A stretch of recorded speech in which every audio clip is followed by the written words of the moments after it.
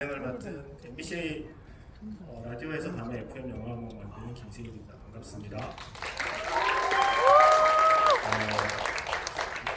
일단 오늘 어떤 분들이 오셨는지 잠깐 조사를 해볼게요. 호프란 영화를 오늘 처음 보신 분 일단 상당수고요.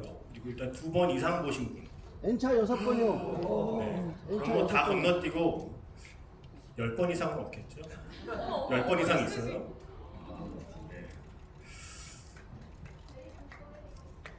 저희 오늘 이런 분들하고 이런 분들하고 지구일을 하게 됩니다.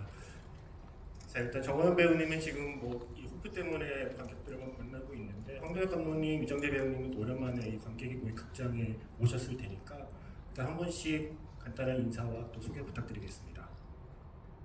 예, 안녕하세요. 저는 영화 감독이자 시리즈 감독인 황동혁입니다. 반갑습니다. 호프라는 영화의 팬으로서 그리고 우리 또 정호영 배우의 그 든든한 또 응원자로서 이 자리에 왔습니다. 많이 사랑해 주시고 우리 정호영 배우 호프 영화도 많이 사랑해 주시기 바랍니다. 감사합니다. 안녕하세요, 이정재입니다. 극장에서 이렇게 안녕하세요, 이정재입니다. 되게 오랜만인데 홈트 이후는 처음인 것 같아요. 맞아요. 리볼버. 그러네요. 반갑습니다. 감사합니다. 와주셔서 감사합니다. 아무튼 저도 정호연 씨의 영화 첫 데뷔작을 누구보다도 축하하는 마음으로 오늘 오게 됐습니다. 반갑습니다. 정호연 배우. 네, 안녕하세요. 정호연입니다. 방금 이 밖에서 감독님이랑 선배님이랑 서서 갑자기 서로를 마주봤는데 저희가 오징어 게임 이후에 이렇게 같이 뭔가 홍보 활동을 하는 게 정말 오랜만이어서 기분이 되게 새롭더라고요. 그리고 너무 뭔가 과거로 돌아가는 또 기분이 있기도 해요. 그래서 오늘 좀 좋은 시간, 재밌는 시간 보내다 갔으면 좋겠습니다. 와주셔서 감사합니다. 오늘 지구이 하는 걸 알고 있었는데 주말에 정호연 씨가 미국에 계셔서 저는 깜짝 놀랐어요. 지금 호프 홍보하면서 지난 주말까지 홍보하다가 또 주말에 월드컵까지 또 갔다 오시고 또 오늘 이 자리에 지금 이렇게 함께 해주고 계시고요. 사실 저도 지금 그 SNS를 보면 전부 호프만 떠요. 어떠한 이야기든 다 모든 형태의 호프 이야기를 하루 종일 보게 되거든요. 지금 배우님도 그런 거 좀 찾아보고 계시나요? 그중에 좀 재밌는 가령 해석이나 추측이 있나요? 배우도 생각하지 못했던 좀 신박한 해석이나 추측이 혹시 있었나요? 이게 너무 다양해가지고 정말 다양하게 이 영화를 봐주시는구나라는 생각이 있었던 것 같아요. 어떤 분들은 초반 부분을 선호하시는 분들도 있고 어떤 분들은 또 후반 부분을 선호하시는 분들도 있고 보는 사람마다 다 각자의 해석마다 너무 다양한 의견이 나오니까 와 정말 이거는 이렇게 보고 저렇게 보고 이렇게 보고 이렇게 봐도 또 새로울 수 있는 영화겠구나 이런 생각이 들었던 것 같습니다. 저는 그런 글들을 보면서 이거는 영화를 만든 감독님이 봐도 신기하다 싶을 정도의 해석과 추측까지 나오고 있어서 근데 어쨌든 한 편의 작품이 이렇게 공개된 뒤에 이 정도의 이야기가 나온 건 제 기억에는 사실 오징어 게임 이후에 거의 처음이 아닌가 싶을 정도의 화제성을 사실은 느끼고 있어요. 그래서 일단은 이 자리에 와주신 이정재 배우님과 그리고 황동혁 감독님이 감독 황동혁과 배우 이정재이기 이전에 관객 황동혁과 관객 이정재로 이 호프란 영화를 처음 봤을 때의 느낌이 좀 어떠셨는지 기대했던 영화와 근접이 있었는지 이 영화에 대한 감상을 먼저 좀 여쭤보고 싶어요.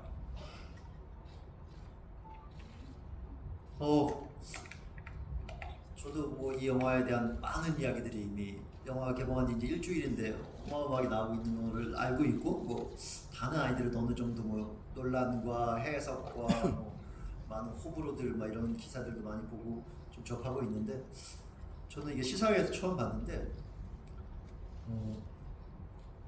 영어로 말하면 full of surprise라고 하나요? 그런 느낌이어서 이 작품이 일단 좋다 나쁘다를 논하기 먼저 앞서서 계속해서 뭔가 예기치 않은 일들이 벌어져서 나의 기대를 뛰어넘거나 배반하는 장면들이 계속 이어지는 영화여서 처음에 약간 무슨 이런 영화가 있지 이제 하는 신기한 느낌도 많이 들었고요. 이게 어디로 이 영화가 달려가는 것인지 진짜 중반 이후부터 이제 예측이 불가해지는 막 그런 느낌으로 봤습니다. 하지만 제일 끝나고도 그 인상이 항상 계속 남았던 건 제가 진짜 오랜만에 이 영화를 보면서 계속 약간 이러고 봤던 것 같아요. 이렇게 흔히 이렇게 손에 땀을 쥔다고 하잖아요. 계속 이런 상태로 영화를 그렇게 2시간 훨씬 넘는 영화를 본 것이 너무너무 오랜만이어서 무슨 롤러코스터 같은 거나 체험기구 같은 거를 뭐 4D 영화관에 들어가서 진짜 뭐 가상 이거 뒤집어 쓰고 뭔가 영화 본 것 같이 깊숙이 그 영화를 느꼈다 그런 것들이 이 영화를 보고 가장 깊이 남았고 정말 마지막 순간까지 정말 계속해서 뒤통수를 때리는 그런 아주 놀라운 경험을 이 영화를 보고 했습니다. 저는 사실 나홍진 감독의 팬이면서 모든 작품들을 상당히 반복해서 여러 번 다 봤었고 또 모든 작품들이 다 의미 있고 또 굉장히 훌륭한 작품이라고 생각하는데 이번 호프도 역시 마찬가지라고 생각하고 있고요. 그래서 저도 역시 보는 내내 굉장히 재미있고 아주 긴장감 넘치게 봤었고요. 특히 이제 뭐 또 우리 호연 씨 얘기를 안 할 수가 없는데 호연 씨가 저 오징어 게임 시즌 1 찍을 때도 거의 이제 데뷔작이었는데 그때도 에너지가 굉장히 넘쳤어요. 그러면서 이제 본인이 이제 잘 해 나가고 있는지에 대한 끊임없는 어떤 확인을 주변 사람들과 함께 대화하면서 촬영했었던 기억이 나는데 이번 호프에서도 정말 그 외계인을 비롯한 모든 그 정민이 형, 인성 씨, 그 아주 기라성 같은 배우분들과 함께 촬영을 하면서도 역시 자기의 에너지를 화면 가득히 채운 게 아닌가라는 생각에 오징어 게임 때의 그 옛날 촬영장이 떠오르면서 그때 당시에도 참 크게 성장할 수 있는 그런 배우구나라고 생각했는데 벌써 이미 큰 스크린을 꽉 채울 만큼 성장한 배우가 아닌가 그런 생각을 하게 됐습니다. 진짜 그 얘기는 꼭 드리고 싶어요. 정말 제가 그 옛날에 깐네에서 프리미어에서 기사 막 떴을 때 막 정호연의 등장씬에 막 박수가 터졌다라고 해서 그 깐느 분위기에 또 막 그 신고가지고 막 그 기사를 냈네 이랬는데 제가 시사에 보다가 진짜 저도 정말 박수를 칠 뻔했어요. 너무너무 멋있게 등장을 해서 진짜 몇 년간 이런 등장신이 있었나 싶을 정도로 압도적인 등장신이었습니다. 정원 배우님은 이 영화를 칸에서 처음 보신 건가요? 네. 그러면 칸에서 처음 보시고 본인이 등장하는 장면도 칸에서 처음 보시고 그 순간에 박수가 나오는 것도 처음 경험하시고 그때 상황과 기분을 조금 더 설명해 줄 수 있을까요? 사실 박수가 나올 거라고 약간 기대를 하셨나요? 당연히 아니고요. 너무 아니고요. 저는 이제 본인이다 보니까 당연히 이제 제가 나오는 순간이 두렵고 좀 무섭기도 하고 하단 말이죠. 근데 이제 박수가 나와서 좀 되게 놀랐던 것 같아요.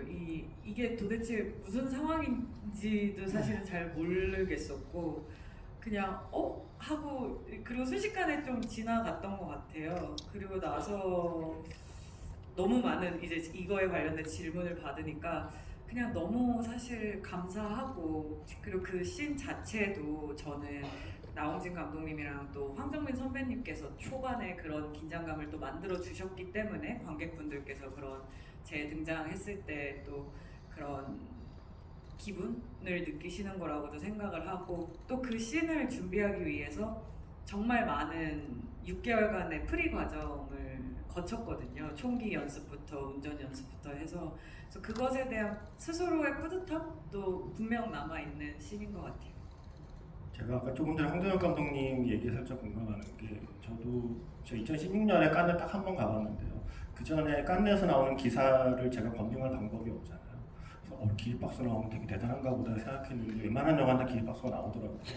실제로 이제 깐네 가서 경험했을 때와 실제로 이제 보도가 되는 것과의 차이를 어느 정도로 알게 되었었는데, 근데 제 기억에 2016년에 갔을 때 한국 영화가 아가씨하고 곡성하고 그리고 부산행이 함께 갔던 해에 갔었거든요. 제가 부산행을 보다가 마동석 씨가 퇴장하는 순간 전 객석에서 탄식이 나왔던 그런 그 기억을 갖고 있거든요. 근데 제가 이 기사를 보고 제가 직접 영화를 봤을 때 그게 비로소 좀 이해가 됐어요. 충분히 박수가 나올 수밖에 없는 분위기의 등장이었고, 이게 방송이 아니니까 이런 걸 써도 되죠. 일단 간지가 처음 등장할 때 일단 총을 쏘기 전부터 지금 저 총을 들고 있는 사람의 전투력이 얼마인지를 확인하기 전에 이미 차에서 내릴 때 하차감부터 시작해서 일단은 품어내는 그 간지에서부터 일단 좀 상대를 압도하는 확실히 멋진 등장이었다는 생각을 하게 됐고요. 그 장면에 대해서는 약간 이정재 씨의 생각을 좀 여쭤보고 싶은 게, 일단 총기 액션의 선배시잖아요. 그 사실 헌트를 비롯해서 한국 영화에서 사실 한국에서 총기를 사용한 액션을 할리우드 영화에 비해서 그렇게 많이 볼 수 있는 환경이 아닌데도 그렇게 드문 환경에서도 꽤 많은 총기 액션을 촬영하신 배우로서 정호연 배우의 그 총기 액션을 어떻게 보셨는지가 좀 궁금하더라고요. 일단 그 여배우분들이 총을 집었을 때 그 간지가 사실 쉽지가 않습니다.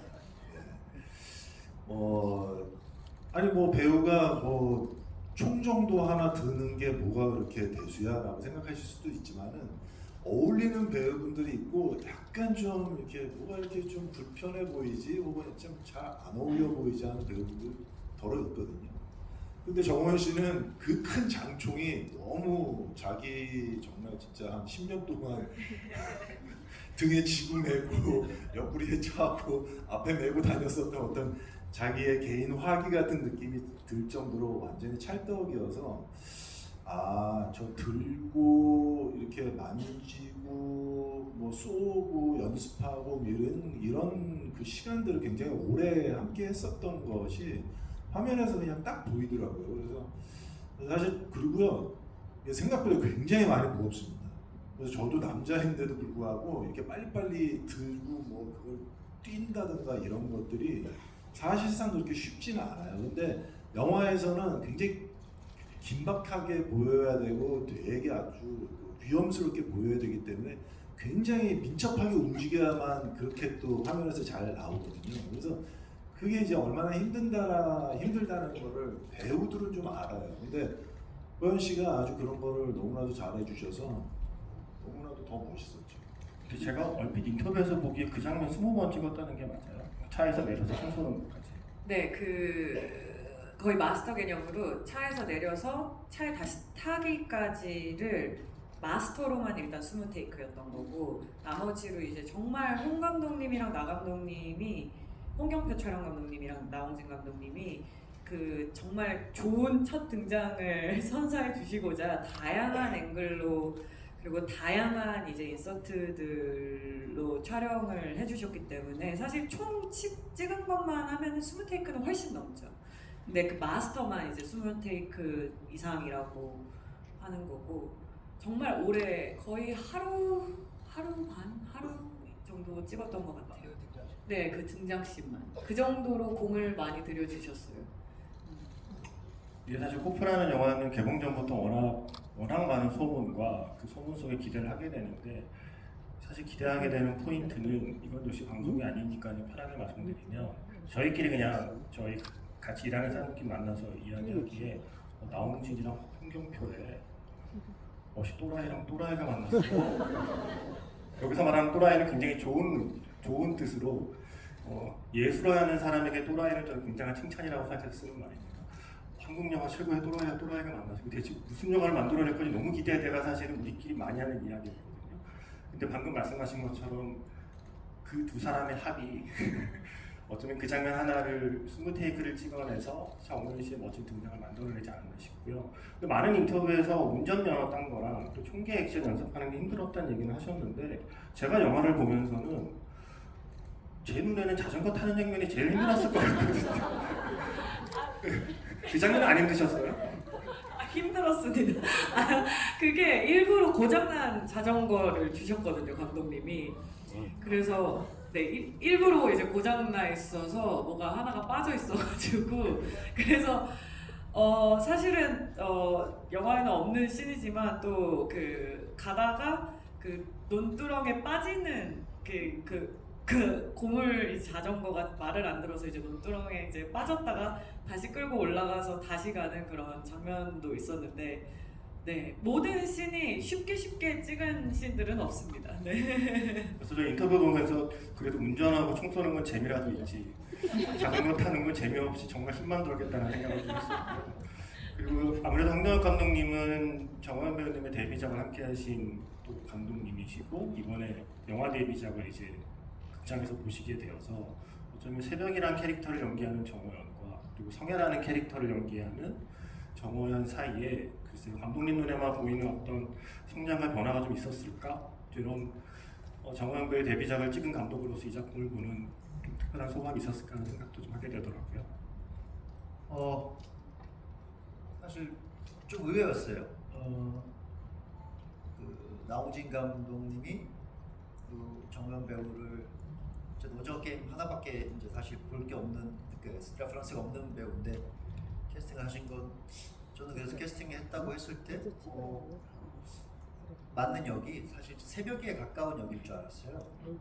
조금 시크하고 좀 과묵하고 말수가 적고 뭔가 좀 사연이 있고 대신 굉장히 속이 강인한 그런 여자 캐릭터를 또 하지 않을까? 그런 여전사로 나와도 그런 쪽이 아닐까 했는데 사실 이제 봤는데 굉장히 말이 많고 수다스럽고 이 아수라장 속에서도 밝고 그리고 긍정적인 그런 캐릭터잖아요. 그래서 오징어 게임의 그 새벽이를 보고 나우진 감독이 정호연한테서 어떻게 그걸 발견했지 하는 생각이 일단 놀랐고 왜냐면 제가 아는 배우 그 새벽이 정호연이라는 사람 정호연은 사실은 제가 볼 때는 이 성애에 더 가까운 그 오징어 게임의 새벽이가 아니라 성애에 더 가까운 사람이거든요. 그래서 그걸 뭐 따로 만나서 발견하신 건가 하는 생각이 들기도 했고 그래서 그게 제일 놀라웠고요. 그래서 저도 이제 처음으로 다른 캐릭터를 연기하는 모습을 본 거였어서 이런 것이 또 되는 배우구나. 그 밝은 표정과 저게 천진하고 뭔가 그런 느낌이 다 숨어있는 배우였구나 하는 그것 때문에 또 새로운 발견을 했다는 생각이 들었고 진짜 그리고 어려울 것 같았거든요. 이 역이. 왜냐면은 보신 분들이 다 알겠지만 여기 나오는 이 호프라는 영화에 나오는 어떤 인물들도 서사가 없다, 그러니까 히스토리가 없잖아요. 원래 모든 영화는 웬만하면 주인공들의 사연이나 뭐 이런 것들을 앞에 세팅을 해주거나 아니면 중간에 뭐라도 통해서 얘가 어떤 사람인지를 보여주고 가게 되는데 가족도 없고 뭐 아무도 나오지 않는 정말 약간 무중력의 어떤 공간에 갑자기 떨어진 것 같은 캐릭터들이었고 호연이가 우리 정호연 배우가 맡은 역은 그 중에서도 더 어떻게 보면 좀 그냥 맥락 없이 밝아야 하는 역할이라 소화하기가 진짜 힘들었겠다 하는 생각이 또 들었는데 보면서 계속 저는 이 성애의 밝음에 좀 설득이 돼가는 느낌이 들어서 끝에 결국은 그 뭔가 끝까지 뭐 이 작품의 제목을 왜 나우진 감독이 호프라고 지었는지 아마 저는 그냥 성애 속에 오히려 좀 있지 않았나? 뭔가 계속 그 와중에도 어떤 마지막에 오빠 사랑해를 날릴 수 있는 이 와중에 그런 어떤 천진하고 순진한 감정을 가질 수 있는 그런 캐릭터라는 생각이 들어서 호프라는 어떤 이 제목과 맞닿아 있는 캐릭터가 아닌가 하는 생각이 들었고 너무 고생했을 것 같다는 생각이 들었습니다. 그 많이 알려진 대로 황정민 씨가 오징어 게임을 보고 나우진 감독에게 정호연 배우를 추천했다고 알고 있고 나우진 감독과 미팅을 하고 그날 나우진 감독이 종이로 뽑은 시나리오를 줘서 시나리오를 받자마자 정호연 배우가 그 시나리오에 본인의 이름을 썼다라는 인터뷰를 보았단 말이에요. 근데 그렇게 처음에 시나리오를 받았을 때 써있던 성애라는 캐릭터와 나홍진 감독님과 함께 작품을 준비하면서 함께 배우와 함께 구축해간 성현이라는 캐릭터 사이에는 어느 정도의 좀 거리감이 좀 있는지 처음에 이렇게 정호연으로 결정되기 전에 시나리오와 지금 완성된 형태 영화 속의 시나리오 속의 성애라는 캐릭터가 어떻게 좀 약간 좀 변해가는 게 좀 있었나요? 그런 포인트들이? 저도 뭐 모르는 사이 있었다고 생각을 했던 게 왜냐면 또 그렇게 많은 대사들이 수정이 되지는 않았지만 어떤 일정 부분에서 현장에서 감독님이 이제 주셨던 대사들이나 이런 거는 감독님이 사실 저를 실제 정호연을 보면서 좀 영감받은 부분이 있다고 또 말씀을 해주셨고 리딩을 또 하면서 감독님이 이제 뭔가 제가 준비해갔던 톤 말고 좀 그런 감독님이 원하시는 그런 톤을 찾아가기 위해서 근데 그걸 또 강요하시는 스타일은 또 아니신 것 같았거든요. 그래서 뭔가 이제 힌트를 하나씩 주면서 그거를 호연 배우 방식대로 또 풀어와 보게끔 하는 그런 과정들을 리딩 때 정말 많이 거쳤어요. 그래서 분명 거기에는 인간 정호연의 색깔도 분명 묻어 있을 것이고 그리고 감독님도 말씀하셨던 게 이제 이 대본, 이 캐릭터가 배우한테 가는 순간 이것은 배우가 살아내는 거고 배우한테 넘어가는 것이다. 그래서 배우가 나보다 이 캐릭터를 더 잘 알 것이다 라고 또 말해주셨던 부분도 있기 때문에 어느 정도는 분명 거기서 이제 디벨롭된 저를 만나고 나서 디벨롭된 부분이 분명 있을 거라는 생각은 들어요. 저도 그래서 궁금한 게 있었는데 보통 이제 감독들이 이제 대본을 쓰거나 캐릭터를 만들 때는 기본적으로 전사를 되게 중요시 하거든요. 누군지를 알려줘야 되겠죠. 그래서 오징어 게임을 할 때도 이제 뭐 성기훈처럼 아예 전 이야기부터 나오는 사람이면 모르겠지만 그냥 이제 뚝뚝 등장하는 그 플레이어들이 있잖아요. 그럼 이제 다들 물어본단 말이에요. 전 누구예요? 전 왜 여기 들어왔어요? 그럼 이제 그 최선을 다해서 나를 만들어주고 뭐 너는 뭐 과거에 이렇게 해서 뭐 하다 빚을 진 거야 뭐 이렇게 다 그렇게 해서 뭔가를 만들어주는데 이 캐릭터의 접근은 나홍진 감독님이나 그 정호연 배우가 어떻게 했을지 지금은 전혀 그런 것이 존재하지 않으니까 어떤 방식으로 그 빌드업을 했는지가 되게 궁금하더라고요. 네, 그렇죠. 그러니까 감독님이 만들어주는 경우도 있고 정 안 만들어주면 배우 배우들이 혼자 혼자 전사를 만들어요. 만들어내는 경우도 있고 어떠셨나요? 그래서 저도 사실 리딩 때가 감독님한테 왜 성애는 엄마를 찾는다거나 부모님을 찾는다거나 이제 배우로서 그런 부분들이 이제 필요하다 보니까 그런 것들을 여쭤봤었는데 감독님께서 그때 해주셨던 말이 감독님은 이 영화에 저스트를 담으려고 한다라는 말씀과 함께 그리고 그 전에 이 감독님이 꿈을 꾸고 계시는 이 호프라는 이 세계관에 대한 설명을 좀 해주셨었거든요. 근데 이 보신 분들은 뭐 느끼셨을 수도 있고 못 느꼈을 수도 있겠지만 이게 사실 극이 전개되면 전개될수록 감독님께서 인간들보다 외계인한테 조금 더 감정이 이입이 되게 설계를 또 하셨어요. 그러면서 이제 외계인들한테는 어떤 서사라기보다는 조금 더 상황적인 뭐 대사들이라던가 그런 아이라는 요소가 등장한다던가 하면서 그들한테 조금 감정적으로 이입이 될 수 있는 분명 장치들이 있는데 사실 인간들한테는 상대적으로 그런 것들이 존재하지는 않거든요.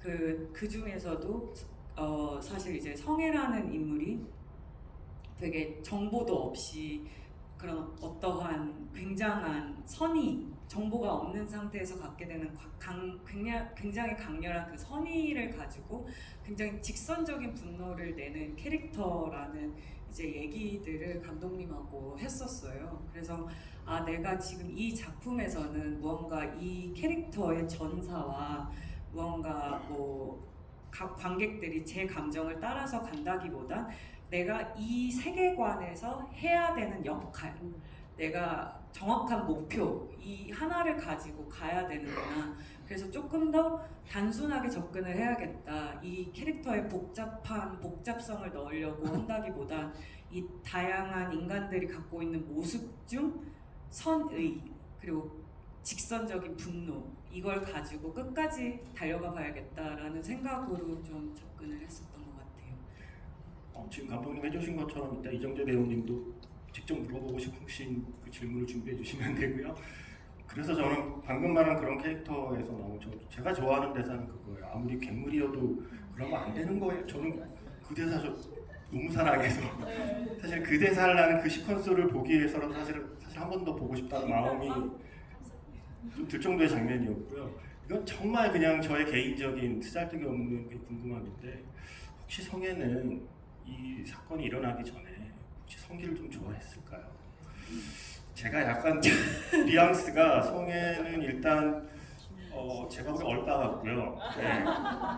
나중에 후반부에 가면 은문석 씨 나올 때 계속 그 상판대기에 대한 그 말을 굳이 언급하면서 성기 씨 이쪽으로 와요라고 챙기는 장면을 연결시켜 볼 때 저 혼자 상상에 원래 좀 마음이 좀 있었나 성기라는 캐릭터에게 혼자 상상이었습니다. 네, 이게 저는 사실 관객분들의 판타지를 깨고 싶지 않거든요. 여러분이 보시는 그 해석과 이 다양한 의견을 너무 그대로 두고 싶어서 제가 연기하면서 어땠는지를 말하는 게 좋을지 안 좋을지를 모르겠어요. 듣고 싶으세요?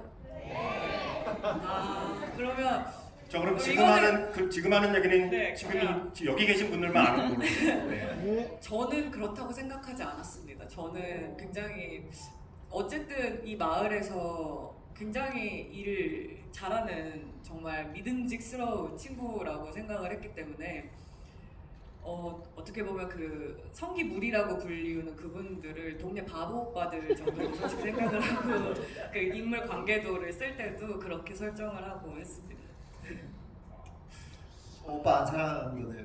근데 이제 순간, 아니요 그 순간 그 잠깐? 마지막 그쯤 가서는 그 하루 동안 그 기나긴 고생 그 끝에는 어떤 감정이라도 전 말이 된다고 생각을 했어요. 아이고 서사가 있네. 있죠. 바보 오빠를 사랑하기 얘기까지의 그 서사가 영화 속에 그냥 관통을 하는 거네. 저희가 옥겜을 찍으면서도 이제 막 그런 문득문득 이 인간이 이런 말을 갑작스럽게 이런 감정이 드는 것들에 대해서 저희도 막 얘기를 했었잖아요. 근데 이런 극한의 상황까지 사람이 몰리면 그럴 수 있다라고 저는 생각했습니다.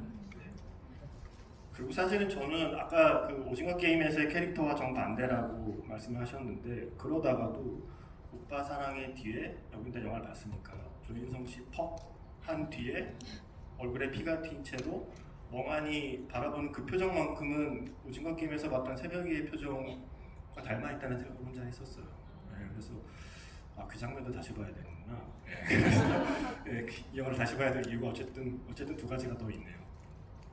이정재 배우님께서는 뭐 직접 물어보고 싶은 게 혹시 있으신가요? 또 궁금한 장면이나. 저는 사실 수많은 장면들 중에서 대본상에서 이거는 정말 내가 잘 찍을 수 있을까 생각했던 거하고 그 다음에 실제로 촬영해 보니까 야 이게 정말 힘들었구나 하는 장면이 있을지. 지금 이거는 제가 잠시 조금 있다가 관객분들께 질문을 드릴 텐데 여러분께서 하실 질문의 모범 사례입니다. 아주 멋진 질문을 해주셨습니다. 일단 제일 고민이 됐던 건 아무래도 진짜 그 차량 운전? 왜냐하면 감독님이 그 시나리오 받고 다음 미팅에서 배우가 직접 하길 원한다라는 얘기를 들었을 때 이제 그때 그 당혹감 와 진짜 내가 이걸 해낼 수 있을까? 그리고 저는 어쨌든 액션 연기를 그렇게 제대로 이렇게 안 해봤기 때문에 이게 어떤 이 과정을 거치는지에 대한 상상이 안 되니까 그게 너무 겁이 나는 거예요. 그래서 이거를 내가 할 수 있을까 했었고 생각보다 이제 어려웠던 건 총기 촬영할 때 사실은 그 하루 동안 찍었던 촬영을 할 때 저는 정말 준비를 열심히 했고 나는 현장에서 뭘 시켜도 나는 다 가능하다라는 사실 마인드로 자신감 있게 갔는데 제가 생각하지 못했던 포인트 하나가 이제 앵글을 정말 다양하게 뭐 이렇게 밑에서도 찍고 옆에서도 찍고 위에서도 찍고 뭐 앞에서도 찍고 하잖아요. 그때 시선이 똑같은 데 보고 있었으면 안 됐던 거예요. 이게 밑에서 찍을 때는 시선이 조금 더 내려가줘야 된다거나 뭐 이제 위에서 찍을 때는 시선이 좀 더 올라가줘야 된다거나 그리고 총구도 이게 조금씩 이게 되게 미세하게 그렇다고 너무 많이 움직이면 안 되고 그러면서도 그 연결이 맞으면서도 그 폼이 나게 그거를 다 하는 게 너무 생각보다 저도 그날 너무 그 20테이크를 안 찍었으면 이런 좋은 장면이 못 났지 않았을까 싶을 정도로 되게 당황스럽기는 했었어요. 그런 작은 디테일들이.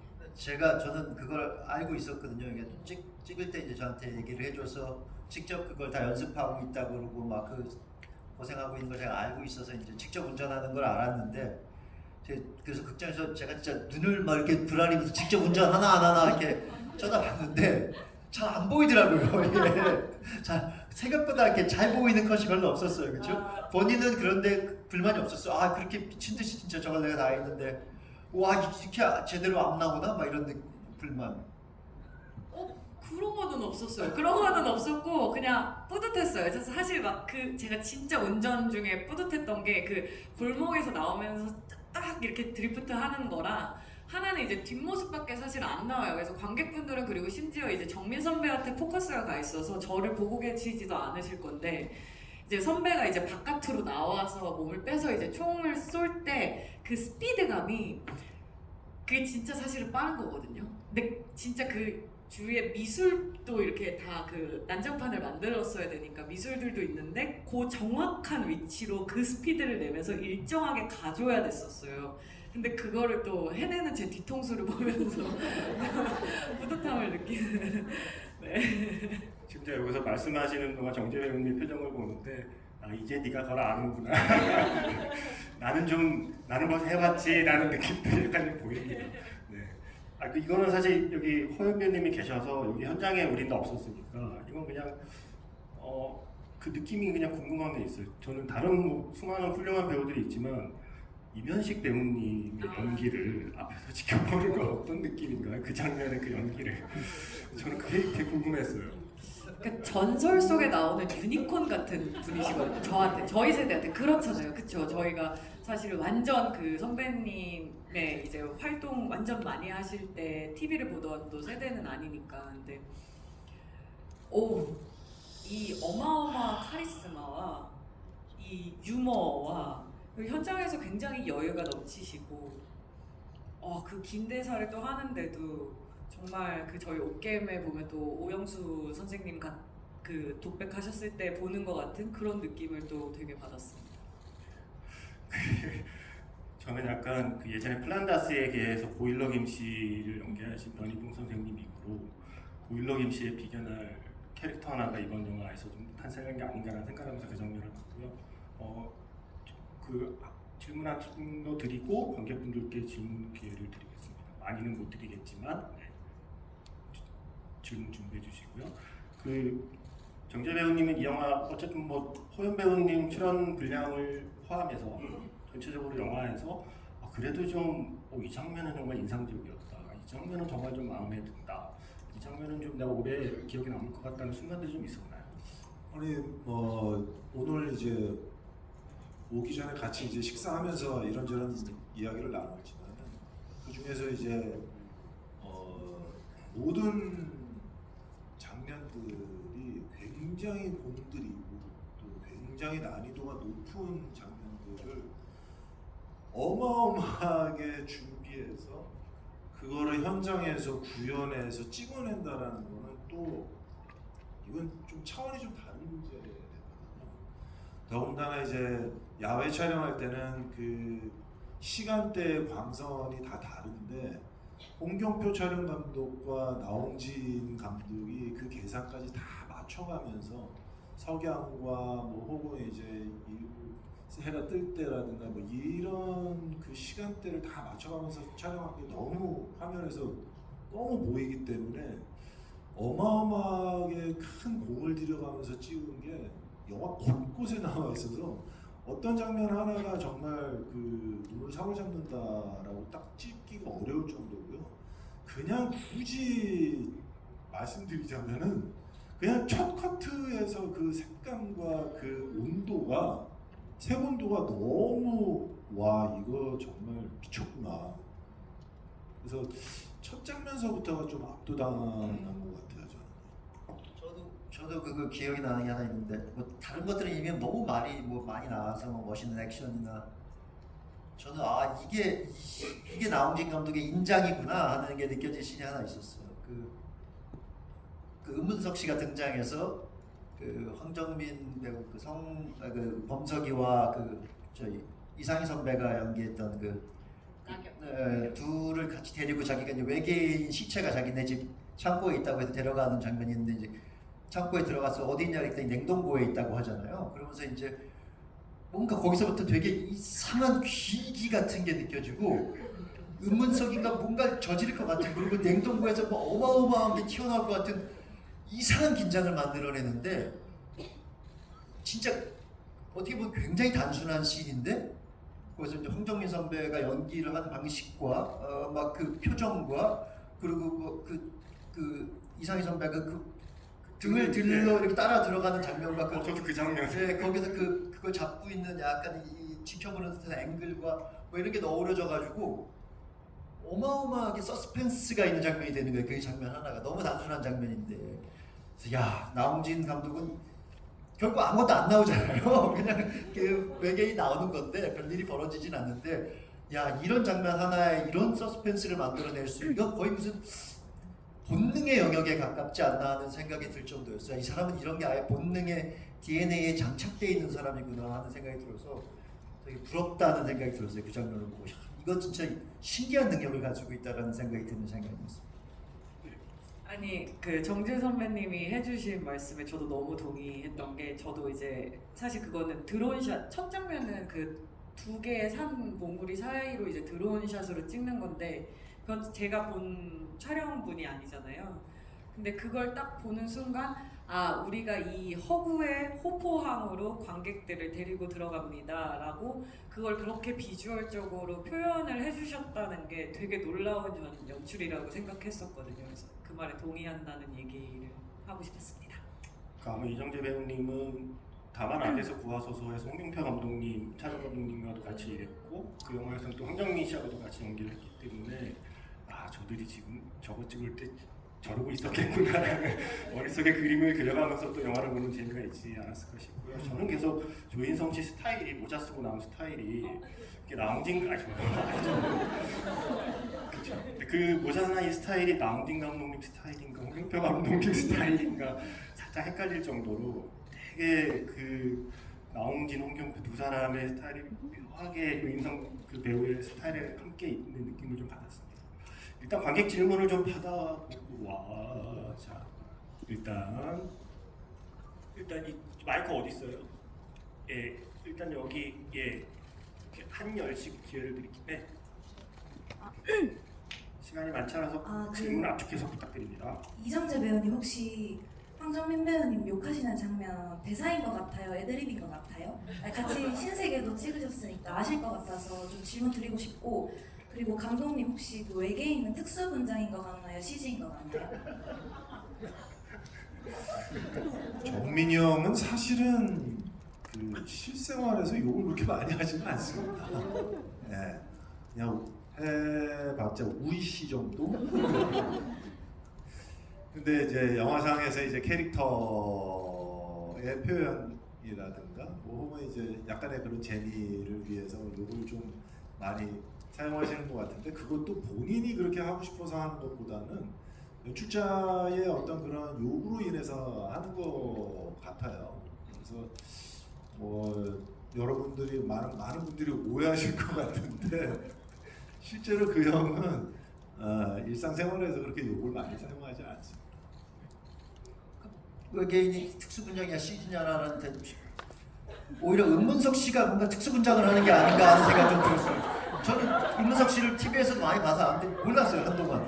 어떻게 저렇게 생긴 사람이 있지? 어떻게 인간의 입이 막 저렇게 들어가지고 너무 놀라운 표정이어서 지금도 저걸 아무 특수분장 없이 해냈다면 대단한 도움 없이 해냈다면 대단한 연기라고 생각하고 이 외계인 이제 CG 얘기들 많이 하는데 제가 이 작품을 보고 좀 이 작품 이게 진짜 다른 점이구나라고 생각이 들었던 건데 특히 이 외계인에 있어서 제가 이제 주로 보고 자라오던 헐리우드에서 유명한 이 사람을 공격해서 막 사람들을 궁지로 몰아넣고 사람들이 반격해서 그 외계인과 맞서 싸우고 이런 류의 영화들이 대표적인 게 에이리언이나 프레데터 같은 영화들이 있는데 보통 그런 영화들에 나오는 그 크리처 외계인들은 굉장히 리얼한 베이스에 한 가지 종족이 보통 나와요.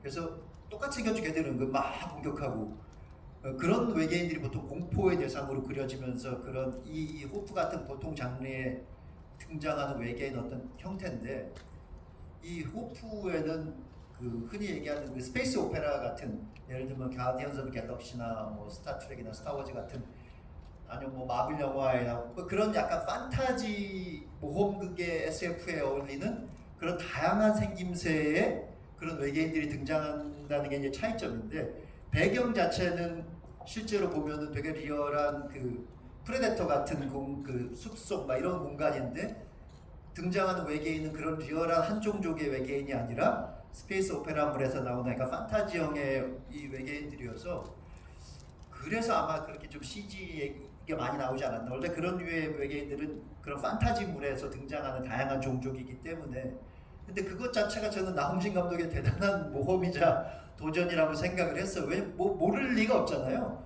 뭐 프레데터 안 본 사람 없고 에리언 안 본 사람 없고 영화 매니아들은 다 알고 그것이 이런 장르에 어울리는 기존의 공식이라는 건 다 알고 있는데 나홍진 감독은 그걸 뒤틀어 보고 싶어 했던 것 같다라는 생각이 들었어요. 그래서 본인이 궁극적으로 만들고 싶은 건 스페이스 오페라물에 가까운 것이지만 이 시작은 프레데터나 에일리언에 어울리는 되게 리얼한 공간에서 시작하는 그런 서두를 열고 싶었던 것들 욕심 그런 것들이 두 가지가 만나서 나온 게 아닌가 이 작품이 그런 생각이 좀 들었어요.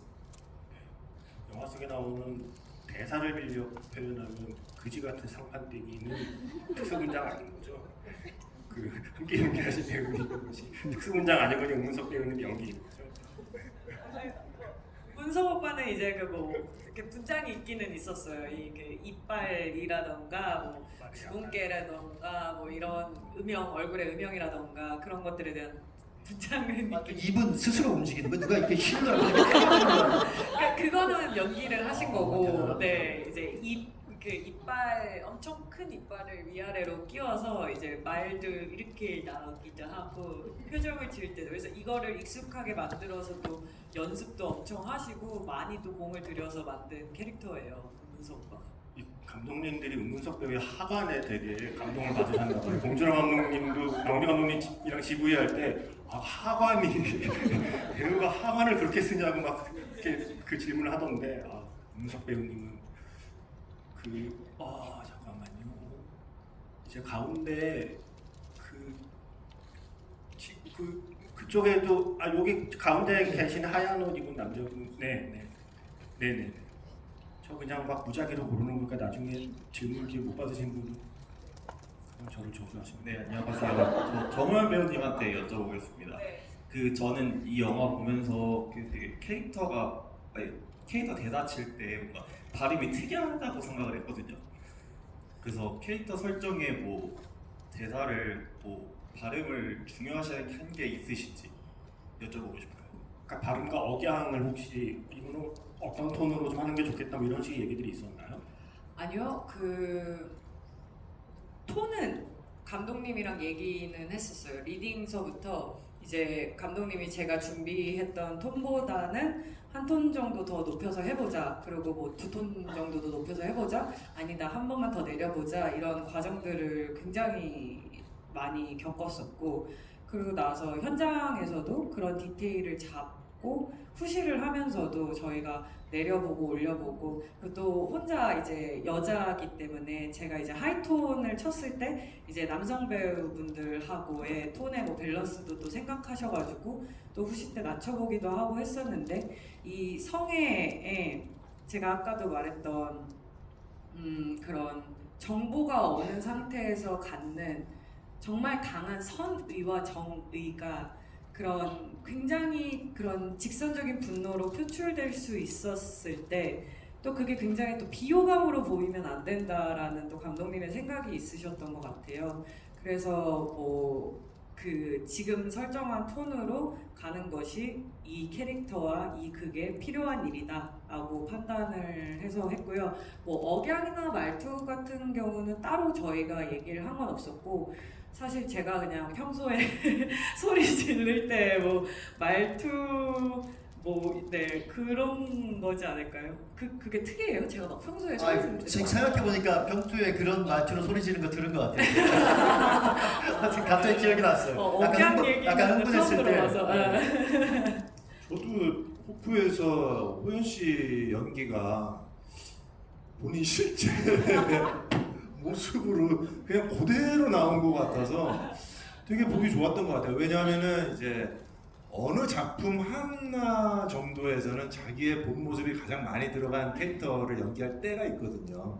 근데 이제 그거를 언제 자기 모습을 충분히 많이 보여주느냐를 이렇게 고민하게 돼요. 근데 꽤 일찍 자기의 데뷔작에서 자신의 모습을 충분히 다 보여줬다라는 거는 저는 또 어떻게 보면은 요즘 또 젊은 친구들은 또 저렇게 또 용감하게 또 자기의 모습을 한 번에 확 보여주는구나라는 어떤 그런 것도 보기 좋았던 것 같아요. 근데 그게 제 의도는 아니었던 것 같고 감독님이 캐치하신 것 같아요. 나 감독님께서 그랬어요. 뭔가 자기는 배우들은 화면에서 특히나 이렇게 큰 영화 배우들은 큰 스크린에서 이 배우를 봤을 때 이 배우가 보일 수밖에 없다라고 이제 믿는 또 분이시더라고요. 그래서 그러지 않았을까요? 욕이 많이 늘었더라고요. 아, 제가 오징어 게임에서 욕을 시켰을 때와 덕수한테 욕하고 막 이런 장면이 있는데 그걸 시켰을 때랑 느낌 많이 달라졌어요. 그때 되게 씨발 이런 게 되게 어색했는데 근데 제가 이걸 촬영하는 당시에 정말 욕이 너무 늘어가지고 감독님하고 막 만나서 가끔 간혹가다가 술 마시고 막 밥 먹고 할 때도 자꾸 막 저도 모르게 욕이 막 섞여서 나오는 거예요. 그래서 감독님 죄송해요 제가 지금 작품을 찍고 있는데 욕 대사가 너무 많아서 입에 뱄어요 막 이랬던 기억도 지금 나는 것 같아요. 근데 저는 이게 방송 아니니까 욕 좀 마음껏 하고 좋네요. 저는 사실 이 영화에서 씨발은 저는 정말 감탄사라고 생각해서 영화에서 보면 그냥 형용사 앞에 퍼킹 붙이듯이 저는 이참에 씨발이 K-POP으로 오히려 더 외국에서 바이럴이 됐으면 재밌겠다는 생각을 하고요. 이게 이 영화 욕 많다고 하는데 제 기억에 마틴 스콜세지의 더 울프 오브 더 월스트리트에서는 퍽이 590번이 나오는 걸로 알고 있습니다. 그거에 비하면 저는 뭐 이 정도는 우리 일상 용어가 아닌가라는 생각을 개인적으로 갖고 있습니다. 거기 잠깐만 일단 이쪽에서 한 번만 골라주실래요, 정말 배우들? 제가요? 예. 왜 저한테 넘기세요? 사실 저 너무 힘들어서. 예. 그러면 이쪽 잠시만요 제가 그래서 저희가 이제 요 중간에 블루 티셔츠 남성 네네네 왜냐하면 젊은 분들 했으니까 그래도 아니요 젊은 분이세요 죄송해요 제가 여러분들 죄송해요 아닌데 여기 보셔야 돼요 그럼 지금- 조명이 너무 세서 안 보인다고요 죄송해요 그럼 젊지 않아 보여서 시키는 거예요? 아니 지금 이 안경의 반사와 그냥 젊은 분이니까 역시 또 젊은 분으로 부르는 거예요. 맞아요. 그거죠? 네, 질문해 주시죠. 죄송해요. 정호연 배우님께 네. 질문인데요. 네 죄송합니다. 우선 사과드리고 시작하겠습니다. 해수리 아저씨가 그랬으면 그랬다는 이제 대사가 많잖아요. 네. 근데 영화에서 보면 해수리 아저씨랑 대화하는 분이 이제 성혜밖에 없더라고요. 그래서 나홍진 감독님께서 배우님께 주신 디렉션이 있었는지 궁금합니다. 그 씬 디렉션이 죄송해요. 저도 지금 이게 2년이 넘은 기억이어가지고 저희 이 작품이 나오기 전까지 제가 아까 지구이 전에도 잠깐 말씀드렸는데 감독님들은 후반 작업하느라 계속 영화를 붙들고 있지만 배우분들은 촬영 끝나면 사실 환승연애예요. 그다음에 다음 작품 찍고 사실은 이 호프는 사실 그 전 단계이기 때문에 이게 예전의 기억이 이미 다 좀 희미해져 있습니다. 지금 열심히 기억을 지금 다 끌어올리고 있습니다. 딱히 디렉션이 없었던 것 같아요. 그때는 오히려 이제 그 이면식 선생님 쪽에 그 기승전결에 대한 이제 그 것들이 디렉션이 분명히 있었는데 저한테는 오히려 디렉션이 없으셨어요. 정말. 그래서 그냥 네, 계속 찍었던 것 같아요. 네. 이제 시간 관계상 마지막 질문이 될 것 같습니다. 이번엔 네. 선배님이 뽑아주세요. 이번 이정재 배우님께서 한 번만 골라주십시오. 여기 정재 앞에 뽑을 수 없습니다. 백 매신 분. 네, 마스크 쓰죠. 마이크 이쪽에 있습니다. 저는 호연님께 말씀드리고 싶은데요. 그 마지막에 성기가 차에서 그렇게 나가리가 아닌데 죄송해요. 그 튕겨져 나갔을 때 그 호연님 그 얼굴 표정이 정말 시네마틱하다고 생각했거든요. 그런 식으로 본인이 새롭게 느껴진 얼굴이나 연기나 어떤 그 컷을 그 영화를 봤을 때 찍었을 때 말고 영화를 봤을 때 본인이 생각한 새로운 얼굴 이런 느낌이 있으셨는지 그런 신이 따로 있으셨는지 궁금해요. 나도 모르는 나의 얼굴을 발견한 어떤 순간들이 있나요? 저 개인적으로는 그 예고편에도 있는 장면인데 그 마베요가 이제 그냥 시원하게 스포일러 상관없이 말해도 되는 거죠. 아 여기는 네. 그렇죠. 네네네. 영상 올리시는 분들만 알아서 잘 이렇게 해주세요. 네. 그 마베이오가 죽은 줄 알았다가 다시 이제 스물스물 기어올 때 그때 이제 성기가 나타나서 저희 일행을 또 구해주잖아요. 그러면서 제가 누워서 이제 성기 쪽을 바라보는 이 표정이 있는데 그 얼굴이 사실 제가 생각했던 근육의 움직임이 아니었어가지고 화면을 보고도 이런 뭐 이마의 근육이나 이런 것들을 또 써볼 수 있겠다라는 생각을 했던 것 같아요. 네. 아, 그 장면 때문에 또 봐야 되네. 그 표정은 놓쳤는데. 네. 이제 시간 이제 저희 끝내야 되죠.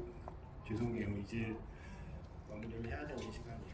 제가 사실 오늘 제가 원래 그 글을 기고하는 잡지가 있는데 호프 얘기로 이제 쓰면서 영화 얘기를 거의 안 썼어요. 영화 얘기를 안 쓰고 딴 얘기를 한참 앞에 이제 썼는데 그 얘기가 뭐냐면 아주 짧게 말씀드리면 감독님이 계신데 이 얘기 하는 게 너무 좀 뻘쭘하긴 하지만 리메르 형제가 왜 최초의 영화를 상영한 게 1895년이라고 그러잖아요. 근데 최초의 영화를 보러 온 관객이 33명인데 그 33명 가운데 마술사가 있었거든요.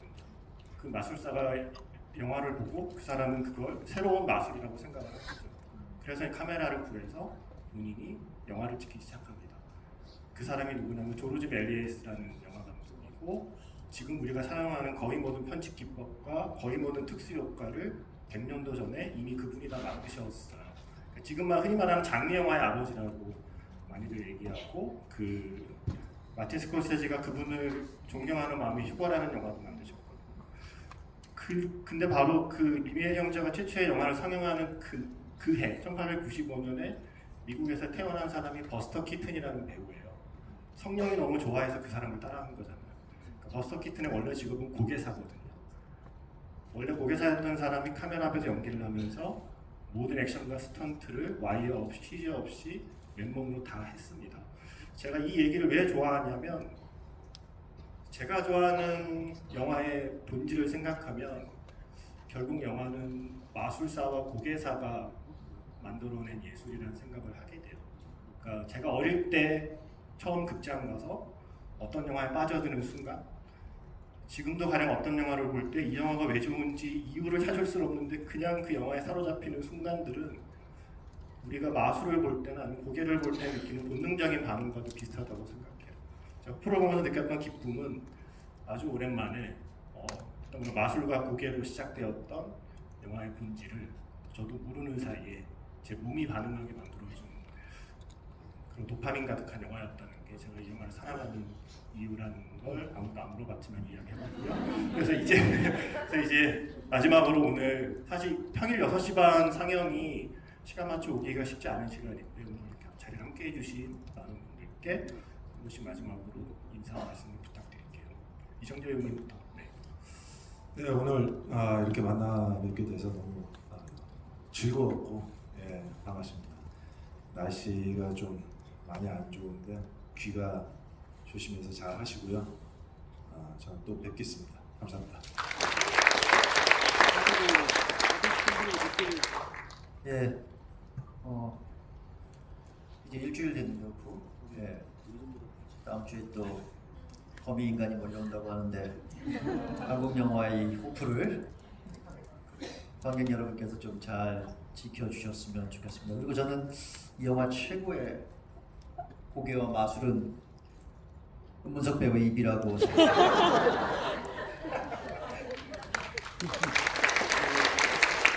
정원 배우님은 관객분들께 한 말씀 포함해서 오징어 게임의 두 분과 함께한 소감까지 부탁드리겠습니다. 이렇게 또 영화가 개봉을 하고 관객분들 앞에 선다는 것이 얼마나 설레이면서도 또 무섭기도 한 일인지 지금 매일매일 하루하루 또 경험하고 있는데요. 그래도 저 무대 인사할 때도 오늘 GV 때도 이렇게 관심 갖고 찾아주시는 분들이 있다는 것이 얼마나 큰 행운이고 응원이 되는지 몰라요. 그래서 진심으로 그냥 하는 말 아니고 이 귀한 시간 내주셔서 찾아와 주셔서 너무너무 감사드리고요. 오랜만에 이렇게 또 저의 든든한 저의 배우 생활의 시작을 함께 해주시고 또 든든한 지원군이 항상 돼주고 계신 저희 황동혁 감독님과 이정재 선배님께 무한한 감사의 말씀 드리고 그냥 사랑한다는 말 하고 싶습니다. 네. 오빠 사랑이 한번 할까요? 네, 아까도 잠깐 이야기했지만 사실 제가 언론 백업 시사에서 보고 주말에 다시 영화를 봤는데요. 확실히 이제 모든 이야기를 알고 나서 다시 볼 때는 디테일들이 더 잘 보여요. 아까 배우께서 말씀하신 그 자동차 안에서 그 이마의 표정을 보기 위해서라도 우리에겐 아직도 수많은 N차의 기회가 있으니까 영화를 더 즐겨주시고요. 주변에 많이 소문내 주시고요. 오늘 함께 해주셔서 진심으로 감사드립니다. 고맙습니다.